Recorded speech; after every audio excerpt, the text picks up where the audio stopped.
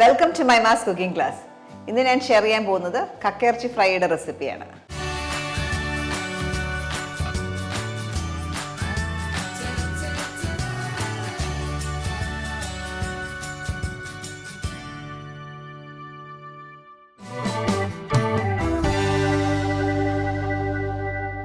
അപ്പോൾ ആദ്യത്തെ സ്റ്റെപ്പ് എന്ന് പറഞ്ഞാൽ നമുക്ക് കക്കയിറച്ചി നന്നായിട്ട് ക്ലീൻ ചെയ്യണം.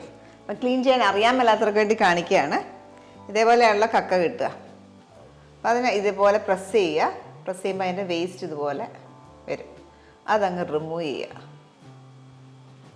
അതേപോലെ റിമൂവ് ചെയ്ത ശേഷം നന്നായിട്ട് കഴുകുക. ഒരു 4-5 പ്രാവശ്യം കഴുകുക. നന്നായിട്ട് മണ്ണൊക്കെ ഉണ്ടാവും. അത് കളഞ്ഞ ശേഷം വേണം നമുക്ക് ഇതേപോലെ ഒരു അരിപ്പയിൽ വെള്ളം വാലാനായിട്ട് വെക്കുക. അതിന് ശേഷം വേണം നമ്മൾ കുക്ക് ചെയ്യാനായിട്ട്. ഇപ്പോൾ കക്കയിറച്ചി കുക്ക് ചെയ്യാനായിട്ട് നമുക്ക് ആദ്യം ഒരു ചട്ടിയിലേക്ക് കക്കയിറച്ചി ഇടാം. ഞാൻ ഇങ്ങനെ വെള്ളം വാലാനായിട്ട് വെച്ചേക്കുന്നതാണ്. അത് ചട്ടിയിലേക്ക് ഇടാം. ഇതിലേക്ക് ഒരു 1/4 ടീസ്പൂൺ ഉപ്പ് ചേർക്കാം. ഒരു 1/4 ടീസ്പൂൺ കുരുമുളക്,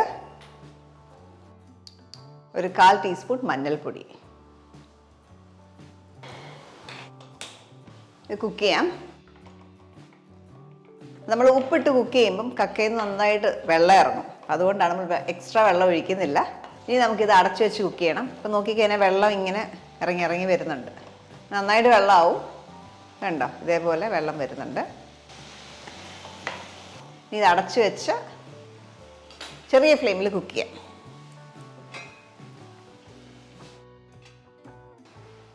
ഇപ്പം നമ്മൾ കുക്ക് ചെയ്യാൻ തുടങ്ങിയ ശേഷം 10 മിനിറ്റായി. കണ്ടില്ല, നിറച്ച് വെള്ളമാണ്.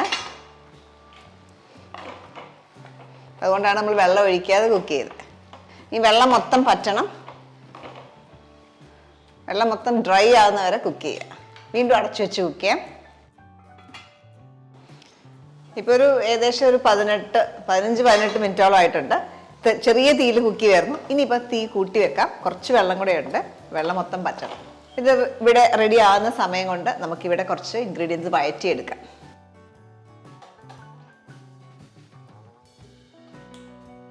ഇത് ഫ്രൈ ചെയ്താണല്ലോ എടുക്കേണ്ടത്. അപ്പോൾ അതിന് മുമ്പായിട്ട് നമുക്ക് കുറച്ച് സവോളയും ചുമന്നുള്ളിയൊക്കെ വഴറ്റിയെടുക്കണം. അപ്പോൾ അതിനായിട്ട് ഒരു 3-4 ടേബിൾ സ്പൂൺ വെളിച്ചെണ്ണ ഒഴിക്കാം. ഇച്ചിരി നന്നായിട്ട് എണ്ണ വേണം, കക്കയിറച്ചി ആയതുകൊണ്ട്.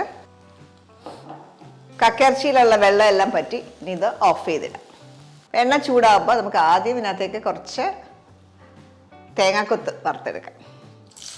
ഒരു 1/3 കപ്പ് ഉണ്ടാവും. 1/3 കപ്പ്.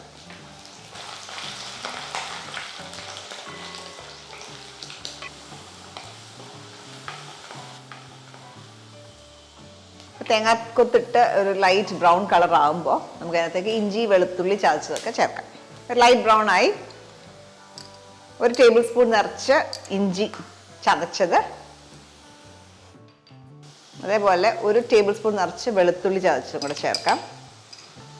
ഇതിലേക്ക് പച്ചമുളക് 1-2 കീറിയത് കൂടെ ചേർക്കാം. ഞാൻ ഇപ്പോൾ 2 എടുത്ത് 2 ചെറിയ മുളക് എടുത്തേക്കുന്നത്, പച്ചമുളക്. അതൊരു ഇട്ടൊന്ന് വഴറ്റുക. ഇപ്പം ഇഞ്ചിയുടെയും വെളുത്തുള്ളിയുടെയും ഒക്കെ പച്ചമണം മാറുന്നവരെ വഴറ്റിയെടുക്കുക. പച്ചമണമൊക്കെ മാറി ഇതിലേക്ക് ഒരു ചുമന്നുള്ളി ഒരു 15 എണ്ണം കൂടെ ഒരു 2ആയിട്ട് കീറിയിട്ടിടാം. ഇനി ഇതിലേക്ക് നമുക്ക് മസാലകളെല്ലാം ആഡ് ചെയ്യാം. മുളക് പൊടി, ഇത് കാശ്മീരിയും സാധാരണ എരിവുള്ള മുളക് പൊടിയുടെ ഒരുമിച്ച് ഒരേപോലെ ഒരേ അളവിൽ എടുത്തേക്കുന്നതാണ്.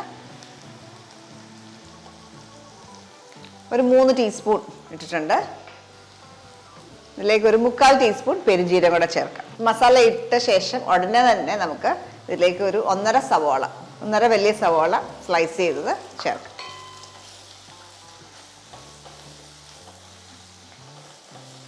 അപ്പം നമ്മൾ കക്കയിറച്ചി ഇട്ട് കുറേ നേരം നമ്മൾ ഒലത്തിയെടുക്കും. അപ്പം അതുകൊണ്ടാണ് സവോള ലാസ്റ്റ് ചേർത്തത്.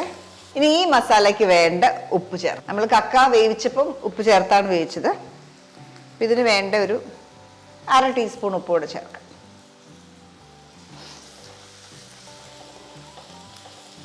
ഈ ഒരു പരുവാകും. സവോള ഇട്ട് ഏകദേശം 2-3 മിനിറ്റ് കുക്ക് ചെയ്തു.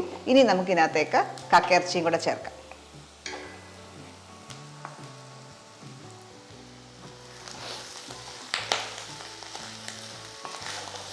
എല്ലാം കൂടെ ഒന്ന് മിക്സ് ചെയ്യുക.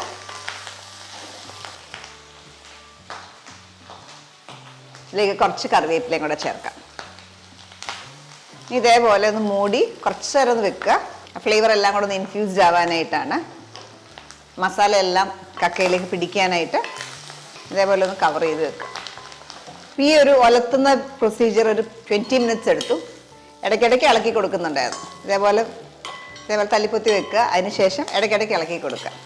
ഇനി നമുക്ക് ഇതിനകത്തേക്ക് പെപ്പർ ഇടാനായിട്ടുണ്ട്. പെപ്പർ ആദ്യം നമ്മൾ കുറച്ചേ ഇട്ടിട്ടുള്ളൂ. ഇത് റെഡിയാണ്. ചിലർക്ക് ഭയങ്കരമായിട്ട് മുരിഞ്ഞിട്ടാണ് ഇഷ്ടം. അങ്ങനെയാണെങ്കിൽ കൂടുതൽ എണ്ണ ഒഴിച്ച് കൂടുതൽ നേരം മുരിച്ച് കഴിഞ്ഞാൽ മതി, നന്നായിട്ട് മുരിഞ്ഞ് കിട്ടും. ഞാൻ ഇപ്പം അത്ര മുരിച്ചെടുക്കാറില്ല. ഇതിലേക്ക് 1 ടീസ്പൂൺ ചതച്ച കുരുമുളകും കൂടെ ചേർക്കാം. കൂടാതെ ലാസ്റ്റായിട്ട് ഒരു നുള്ള്, വളരെ കുറച്ച് ഗരം മസാല. ടേസ്റ്റ് ചെയ്തപ്പം ഒരു പൊടിക്ക് ഉപ്പ് കുറവാണ്, അപ്പോൾ വളരെ കുറച്ച് ഉപ്പ് കൂടെ ചേർക്കാം. നമ്മൾ ആദ്യം ഒരു 1.5 ടീസ്പൂൺ ഉപ്പ് ചേർത്തു, പിന്നെ ഉള്ളി വഴറ്റാതെ 1/2 ടീസ്പൂൺ ചേർത്തു, ഇപ്പോൾ ഒരു നുള്ള് കൂടെ ചേർത്തു. ഇനി ലാസ്റ്റായിട്ട് കറിവേപ്പിലയും കൂടെ ചേർത്ത്, നല്ലൊരു പിടി കറിവേപ്പിലയും കൂടെ ചേർത്ത് വഴറ്റിയെടുക്കും. ഇപ്പം കക്കയിറച്ചി പൊട്ടുന്ന ശബ്ദം കേൾക്കാം. എണ്ണയിൽ കിടന്ന് ഇങ്ങനെ പൊട്ടും. ഞാൻ ഈ ഒരു പരുവത്തിനാണ് കക്കയിറച്ചി എടുക്കുന്നത്. ഇപ്പം തന്നെ എരിവുണ്ട്. അപ്പം എരിവ് എപ്പോഴും അവരോട് ഇഷ്ടം അനുസരിച്ചിട്ട് എടുക്കുക. നല്ല ബ്ലാക്ക് ആയിട്ടൊക്കെ വേണമെങ്കിൽ കുറേ നേരം കൂടെ ഇടുക, കുറച്ചുകൂടെ എണ്ണ ഒഴിച്ച് അങ്ങനെ എടുക്കുക. അത്ര മുരിക്കാതെ എടുത്തേക്കുന്നത്. സെർവിങ് ബോളിലേക്ക് മാറ്റാം.